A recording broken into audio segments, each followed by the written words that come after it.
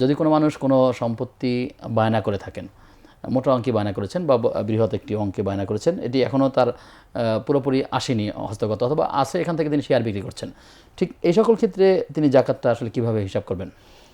জি, আপনি সুন্দর প্রশ্ন করেছেন। এখনো মালিকানায় তার আসে নাই, তবে তিনি বায়না করে মালিকানা প্রক্রিয়ার একটা প্রক্রিয়ার মধ্যে চলছে, অতিবাহিত এবং হচ্ছে। তিনি বায়না করে এটা বিক্রি করতেছেন। তার মানে তিনি এই দ্রব্যটা বা যে জমিটা বা যে বিল্ডিংটা অথবা যে দ্রব্য তিনি কিনছেন বা কেনার উদ্দেশ্যে বায়না করেছেন, এটা মূলত তিনি ব্যবসায়িক উদ্দেশ্যে নিচ্ছেন, ফলে তিনি বিক্রি করতেছেন। সেই ক্ষেত্রে তিনি এখানে তার বিনিয়োগটা কত, অর্থাৎ বায়নাটা কত টাকা দিয়ে তিনি বিনিয়োগটা করেছেন, যে পরিমাণ অর্থ তিনি লগ্নি করেছেন, যেখানে বিনিয়োগ করেছেন, সেই পরিমাণ অর্থকে দেখবেন এটা নেশাব পরিমাণ হয় কিনা। যদি এটা নেশাব পরিমাণ হয় এবং 1 বছর অতিবাহিত হয়, তাহলে তিনি ওই অর্থটার জাকাত দিবেন। এখানে সম্পদের এখনও তার মালিকানায় না আসলেও যেহেতু অর্থটা বিজনেসে তিনি বিনিয়োগ করেছেন, এমনকি এটা তার নিজের বিজনেস না হয় অন্য কারো বিজনেসে বিনিয়োগ করলেও তো সেম, তাকে ওই অর্থের জাকাত দেওয়া লাগতো।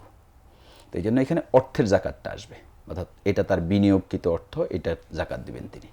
ঠিক এরকম কেস যদি এমন হয় যে যৌথ মালিকানা, বেশ কয়েকজন মিলে এর কাজটি করছেন, এটা এখনও প্রক্রিয়াধীন আর কি, অর্থাৎ শেষ হয়নি সব, এবং কেউ তার এখনও টাকাগুলো বুঝে নিতে পারছেন না, সেকল ক্ষেত্রে তিনি হিসাব দেখেন, যৌথ মালিকানার ক্ষেত্রে ইসলামী শরীয়তের নিয়ম হচ্ছে, রসুলের হাদিস আছে সহিহ বুখারীতে, যে জাকাত থেকে পালানোর জন্য যৌথ মালিকানাকে আলাদা করবে না, আবার একত্রিত সম্পদকে যেমন আলাদা করা যাবে না, আবার আলাদা সম্পদকে একত্রিত করা যাবে না। এটা উদাহরণ দিই, যেমন পশুর জাকাতের ক্ষেত্রে 40টা যদি ভেড়া বা ছাগল কারো থাকে, তাহলে একটা ছাগল দিতে হয়, কিন্তু এটা নেশাব 120টা পর্যন্ত একটা দিতে হয়। তো এখন ধরেন দুজনে বিজনেস করে, তো দুজনের বিজনেসে সেখানে ধরেন 120টা আছে, তো তাহলে একজনের কতটা করে, অর্ধেক অর্ধেক যদি 50-50 যদি বিজনেসটা হয়, তাহলে একজনের হলো 60টা করে। তো তাহলে এখানে দিতে হয় কয়টা? 2টা।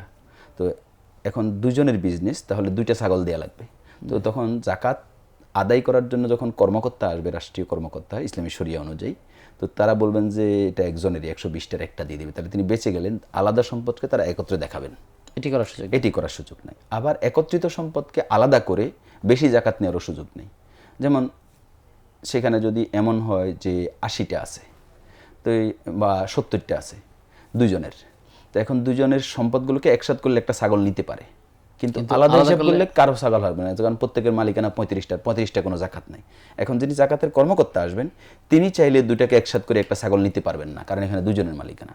ঠিক একইভাবে এই মূলনীতির আলোকে ব্যবসায়িক সম্পদের ক্ষেত্রেও যদি 5 জন 7 জন 2 জন 3 জন 5 জনে যদি যৌথ মালিকানাধীন কোনো বিষয়ে ইনভেস্ট করে, সেই ক্ষেত্রে প্রত্যেকের ইনভেস্টের পরিমাণ কত সেটা দেখতে হবে, এবং সেটা যদি নেশাব পরিমাণ হয়, তাহলে প্রত্যেকের উপর আলাদা আলাদাভাবে জাকাত ফরজ হবে।